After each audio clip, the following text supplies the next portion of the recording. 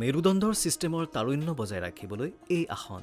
শৰীৰ চৰ্চাই হৈছে দেহমন উন্নত কৰাৰ সহজ উপায়। যোগ তথা প্ৰাণায়ামে আমাক সতেজ কৰি ৰাখে। দিনটোৰ কাম কাজ কৰিবলৈ কৰ্মক্ষম তথা কামত মন বহুৱাবলৈ নিয়মিত যোগ চৰ্চা কৰাটো একান্তই কৰ্তব্য। নিয়মিতভাৱে পুৱাৰ ভাগত অলপ সময় উলিয়াই বিভিন্ন আসন তথা ব্যায়াম কৰিলে আপোনাক কোনো ৰোগে সহজেই আক্ৰমণ কৰিব নোৱাৰে। আনহাতে মানসিকভাৱে শক্তিশালী হ'বলৈ যোগাসন কৰাটো অতি জৰুৰী।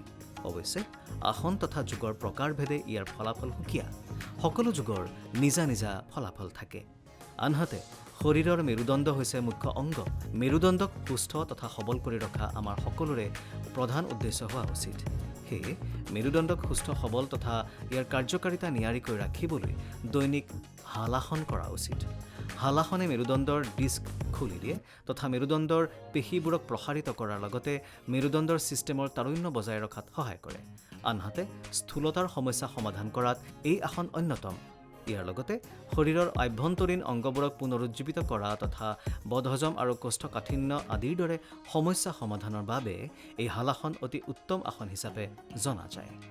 হাড় তথা আৰ্থ্ৰাইটিছ দূৰ কৰি হাড়ক মজবুত কৰাত এই আসনে সহায় কৰে। জনোৱা হওক কিদৰে কৰিব এই আসন। এই আসন কৰিবলৈ প্ৰথমে মানুহজন ওপৰমুৱা হৈ শুই লওক। তাৰ পাছত হাতেৰে ধৰি লৈ ভৰি দুখন লাহে লাহে দাঙি মূৰৰ ওপৰৰ ফালে ক্ৰমে হলাই নিবলৈ চেষ্টা কৰক।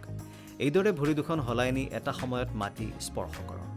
এনে অৱস্থাত আপোনাৰ হাত দুখন পিঠিৰ ফালে অৰ্থাৎ ভৰিৰ বিপৰীত দিশে পোন কৰি মেলি ধৰক।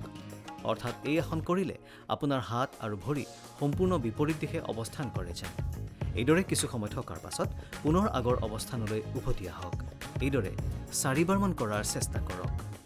গুৱাহাটীৰ ৰূপনগৰৰ পৰা ৰাতুল ৰাজবংশীৰ সহযোগত ভাস্কৰ জ্যোতি আচাৰ্য, নিউজ হেল্থ প্লাছ।